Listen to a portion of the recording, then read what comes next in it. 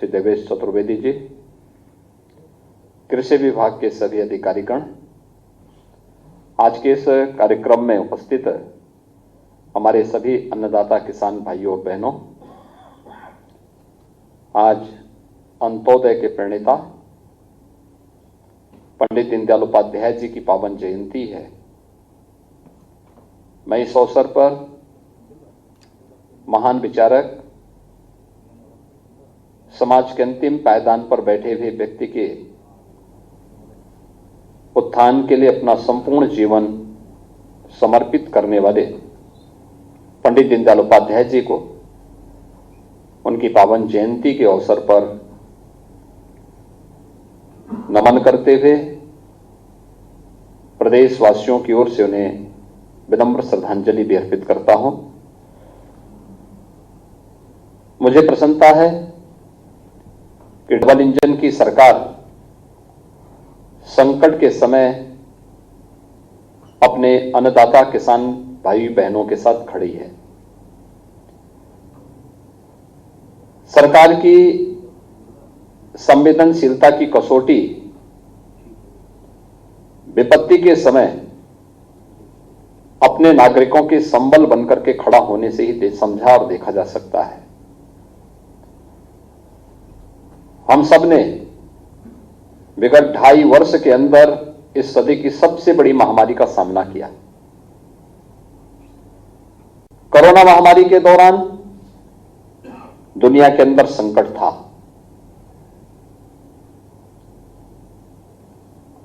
हर देश अपने अपने तरीके से इस बीमारी से, इस महामारी से जूझ रहा था, लड़ रहा था। भारत के अंदर प्रधानमंत्री मोदी जी ने कोरोना प्रबंधन का जो एक मॉडल पूरी दुनिया को दिया, उसकी सर्वत्र सराहना हुई।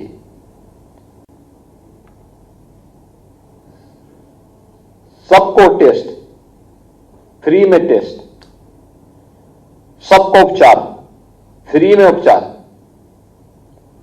सबको टीका और फ्री में टीका, साथ साथ 80 करोड़ लोगों को देश के अंदर फ्री में राशन की सुविधा उपलब्ध करवाना, श्रमिकों को भरण पोषण भत्ता देना और अन्नदाता किसानों को प्रधानमंत्री किसान सम्मान निधि का लाभ देना। ये अकेला भारत के अंदर हो रहा था। भाइयों बहनों, दुनिया पस्त हो गई थी, लेकिन एक सेक्टर था जो कोरोना महामारी के सामने दृढ़ता के साथ खड़ा था। वह कृषि सेक्टर था, जिसने कोरोना जैसी महामारी को मात देते हुए, मैं देख रहा था, खेतों में फसल खड़ी थी, कोरोना की आहट आई, मेरे सामने भी प्रस्ताव आया कि गेहूं की फसल खड़ी है, क्या होगा। मैंने कहा हम लोग कंबाइन मशीन मंगाएंगे। और यही अधिकारी जो मंच पर हैं, यही मंत्रीगण हैं। मैंने इन लोगों से कहा, मैंने कहा जैसे भी हो, अन्नदाता किसान कहीं भी वह निराश नहीं होना चाहिए। कंबाइन मशीन मंगाओ, कोविड हेल्प डेस्क बनाओ और फसल को कटवाने, क्रय केंद्र तक पहुंचाने की व्यवस्था करो। और सफलतापूर्वक प्रदेश के अंदर इस कार्य को हम लोगों ने मार्च 2020 से इस कार्य को सफलतापूर्वक आगे बढ़ाया। गन्ना खड़ा था। देश और दुनिया के अंदर चीनी मिलें बंद हो गई थी। प्रदेश के अंदर भी 119 चीनी मिलें थी। क्या होगा? हमने कहा जो कुछ भी मंगाना है करिए, लेकिन चीनी मिलें बंद नहीं होंगी और किसान को सुविधा दो। वह अपना गन्ना मिल तक पहुंचाने की व्यवस्था करें, सरकार उसको सुविधा देगी। और सभी 119 चीनी मिलों को हम लोगों ने चलाया। व्यापार बंद हो गया, आवागमन बाधित हो गया, लेकिन एक जगह कुछ चीज चलायमान था, तो वह हमारा किसान चलायमान था, सक्रिय था, निरंतर कार्य करता रहा। उसने बीमारी की परवाह नहीं की, लेकिन हर व्यक्ति को बिना भेदभाव के राशन उपलब्ध कराता रहा और इसके लिए मैं अपने अन्नदाता किसानों का हृदय से अभिनंदन करता हूं, उनका स्वागत करता हूं। आपके परिश्रम और पुरुषार्थ का परिणाम है कि पहली महामारी है जिसमें भूखमरी से मौत नहीं हुई। प्रधानमंत्री मोदी जी का प्रबंधन, आपका परिश्रम पर्याप्त मात्रा में खाद्यान्न उपलब्ध करवाने में योगदान दिया और इसीलिए 2014 से लेकर के ही प्रधानमंत्री मोदी जी ने एक लक्ष्य रखा कि किसान की आमदनी को दुगना करना है। हमारा अन्नदाता किसान भारत जैसे देश में प्रकृति पर निर्भर करता है। यह संभव नहीं कि वह हर एक जगह तकनीक का उपयोग करेगा तो अधिक आमदनी कमा सकता है, लेकिन पॉली हाउस हर जगह हर फसल के लिए नहीं बन सकते। उसको मौसम पर ग्लोबल वार्मिंग की जो चैलेंज है उसका सामना करना पड़ता है।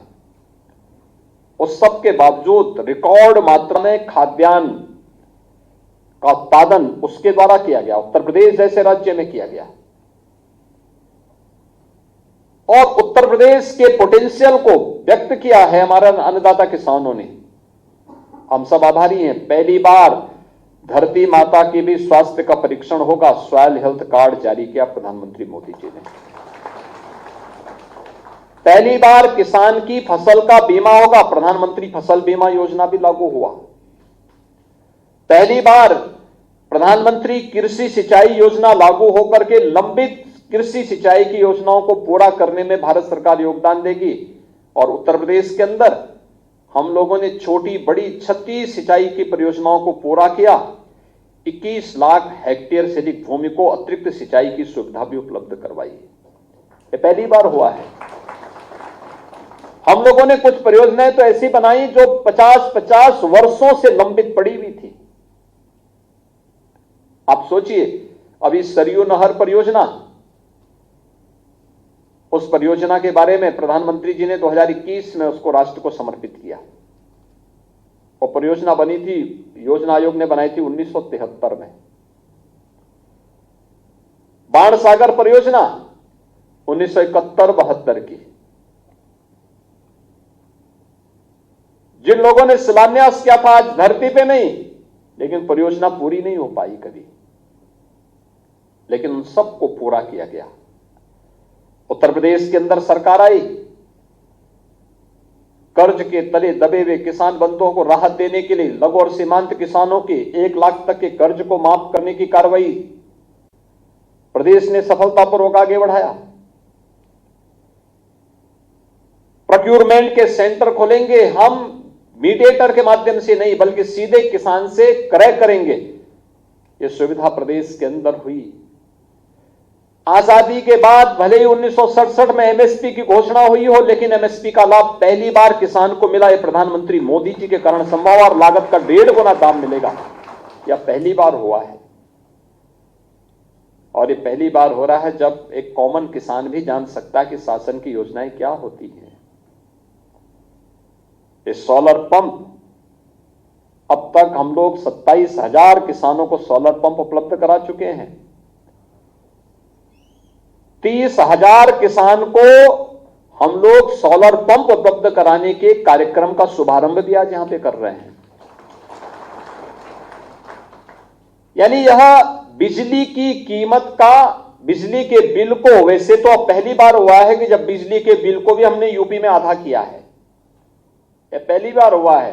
बिजली का बिल तो बढ़ता था, महंगाई बढ़ गई थी तो होना ही था, लेकिन हमने बिजली का बिल किसानों के लिए आधा किया और साथ साथ अब सोलर पंप के माध्यम से अगर सोलर पैनल लगा लेंगे तो बिजली का बिल उनका 0 हो जाएगा अपने आप ही। हमें उपयोग करना चाहिए और ये वहां पे 1-2 बिजली के बल्ब भी जलवा सकता है इसके माध्यम से। तो हमने देखा है, मैंने उसका प्रदर्शन देखा है, बहुत अच्छा सफल है। मैंने जो मॉडल देखा था 5 किलोवाट का देखा था, बहुत सफल और काफी पानी देता है, पर्याप्त पानी देता है।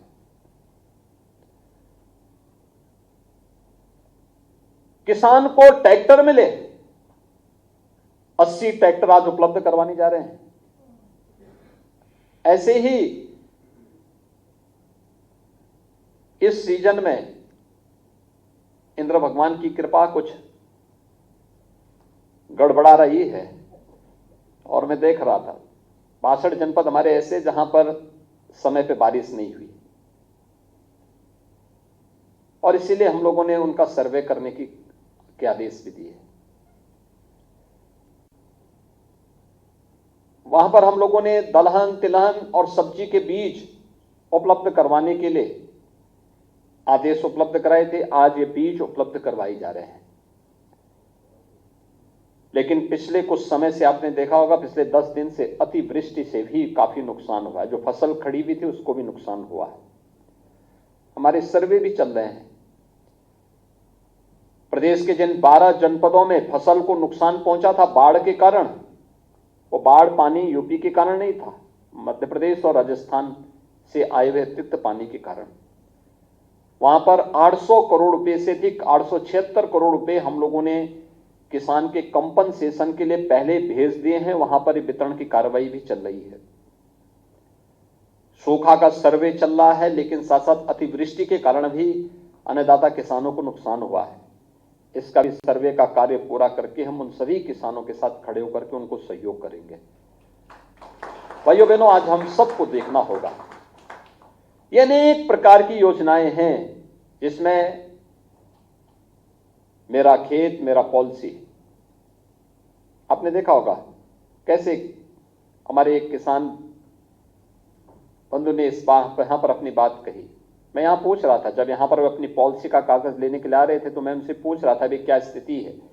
तो उन्होंने कहा कि एक किसान ने यहां पे कहा कि 6 बीघा खेत है, मुझे प्रधानमंत्री फसल बीमा योजना में 18,000 रुपए का कंपनसेशन मिला है।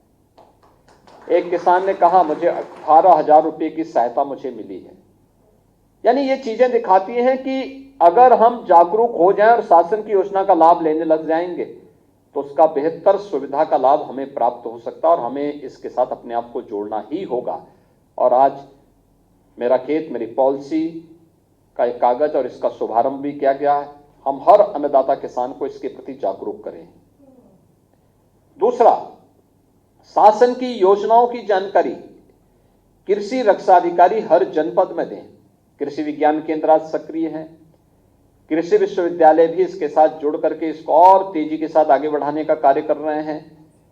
पीएम कुसुम योजना के अंतर्गत सोलर पैनल अधिक से अधिक उपलब्ध करवाने की कार्रवाई की जा रही है और हम लोगों ने इस बात को भी सुनिश्चित किया है कि किसी भी अन्नदाता किसान को कहीं भी कोई समस्या ना आने पाए, किसी प्रकार का कोई संकट ना आने पाए।